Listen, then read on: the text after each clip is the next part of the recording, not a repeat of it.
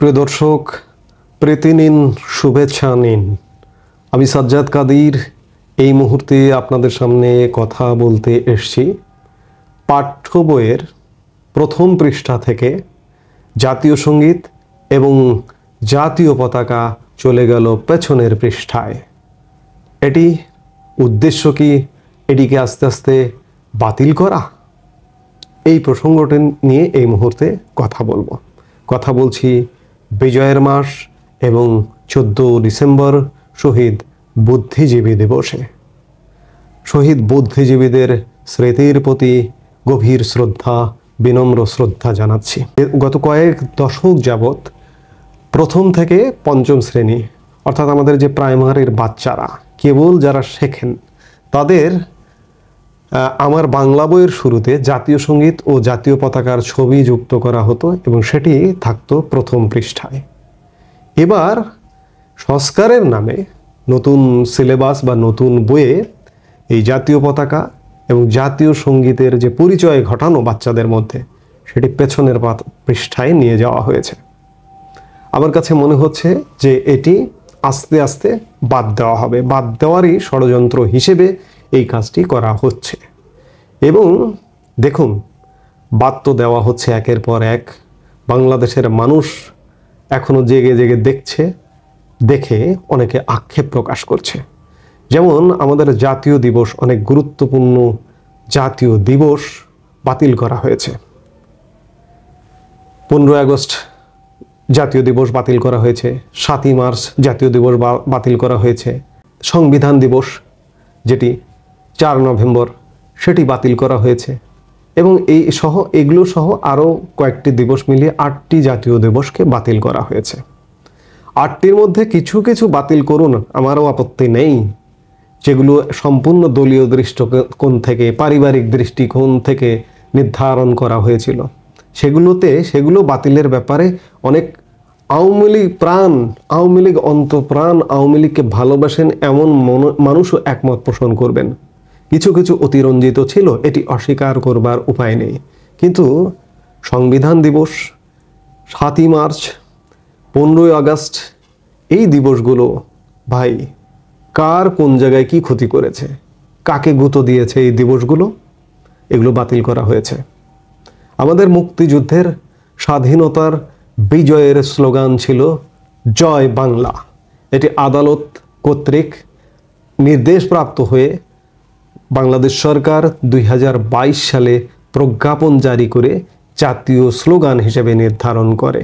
সম্প্রতি হাইকোর্ট এই যে অতীতের যে রায়টি দিয়েছিল যে এটিকে জাতীয় স্লোগান করতে হবে, সেই রায়টি স্থগিত করেছে। এই স্থগিতাদেশের মাধ্যমে জয় বাংলা এখন আর আমাদের জাতীয় স্লোগান নয়। কিন্তু আমরা যারা স্বাধীনতা মুক্তিযুদ্ধকে বুকের গহীন ভেতরে ধারণ করি তাদের কাছে যেন জয় বাংলা নতুন করে আবির্ভূত হয়েছে। আমি আমার কোনো কথা কাজে কখনো জয় বাংলা বলিনি, আমি বলবার প্রয়োজন মনে হয়নি যে জয় বাংলা ঠিক আছে আমাদের 71-এর স্লোগান, আমি এই স্লোগানটিকে সম্মান করি, শ্রদ্ধা করি।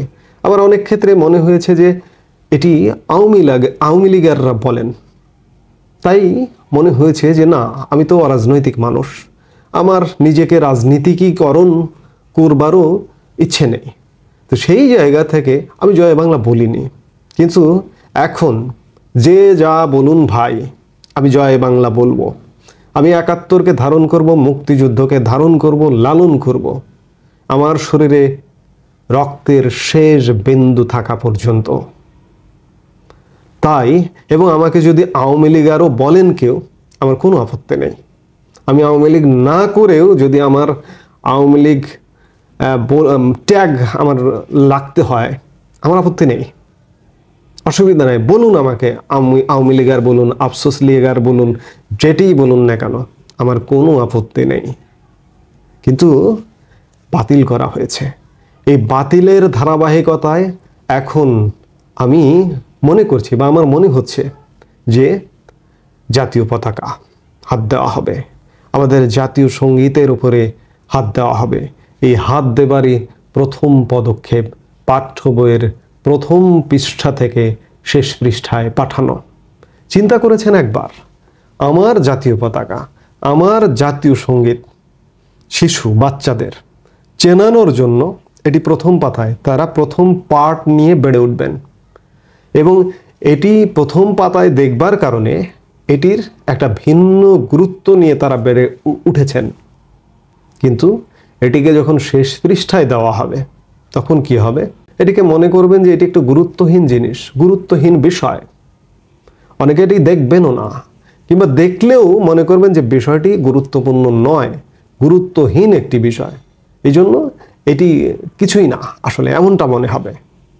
এবং পাঠ্য বইয়ে অবাক করা বিষয় যে সমস্ত সংস্কারের কথা শুনছি, যে বাংলাদেশের মুক্তিযুদ্ধ স্বাধীনতার বেশিরভাগ বিষয় বাদ এবং আমাদের জাতির পিতা বঙ্গবন্ধু শেখ মুজিবুর রহমানের নাম নিশানা পাঠ্য বইয়ে থাকছে না, এবং আমাদের যারা হিন্দু কবি ছিলেন তাদের বাদ। আমি এর আগের একটি বক্তব্যেও বলেছি, কবি নির্মলেন্দু গুণের অমর কবিতা, যে কবিতা কখনো মারা যাবে না, তেমন একটি কবিতা স্বাধীনতার শব্দটি কিভাবে আমাদের হলো, এটি নবম দশম শ্রেণীর পাঠ্যে ছিল, এটিকে বাদ দেওয়া হচ্ছে। অর্থাৎ পাঠ্য বইয়ের সংস্কারগুলো এমন করে আসছে এবং জুলাই ষড়যন্ত্রকে পাঠ্য বইয়ে অন্তর্ভুক্ত করা হচ্ছে। জুলাই ষড়যন্ত্রকে মুক্তিযুদ্ধের প্রতিপক্ষ বানানো হয়েছে। আমি বারবার বলবো বারবার, কে কি ভাবছেন তাতে আমার কিচ্ছু যায় আসে না। জুলাই ষড়যন্ত্রে কয়েকজন মানুষ ষড়যন্ত্রমূলক নামে হত্যার শিকার হয়েছেন।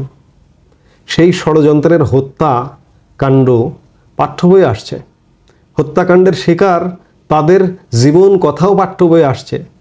অথচ মুক্তিযুদ্ধের মতো পৃথিবী বিখ্যাত এবং পৃথিবীর সেরা কুখ্যাত ঘটনা, আমাদের মহান মুক্তিযুদ্ধ, আমাদের 30 লাখ বাঙালিকে হত্যা করা হয়েছিল, 3 লক্ষ মা বোনের ইজ্জত হরণ করা হয়েছিল, সেগুলো বাদ যাচ্ছে বা সেগুলোকে গুরুত্বহীন করবার জন্য এই জুলাই ষড়যন্ত্র পাঠ্য বইয়ে আনা হচ্ছে। আমি আগের বক্তব্যে বলেছি, আবারও রিপিট করছি, এগুলো রিপিট করবার কারণটা হচ্ছে আপনারা বারবার শুনুন এই ন্যাক্কারজনক ঘটনাগুলো। জুলাই স্মৃতি ফাউন্ডেশন একটি করেছে, সেই স্মৃতি ফাউন্ডেশনের অ্যাকাউন্টে আমার ট্যাক্সের টাকা 100 কোটি টাকা প্রদান করা হয়েছে এবং অদূর ভবিষ্যতে আরও দেওয়া হবে। এবং এই টাকাগুলো কোথায় যাচ্ছে?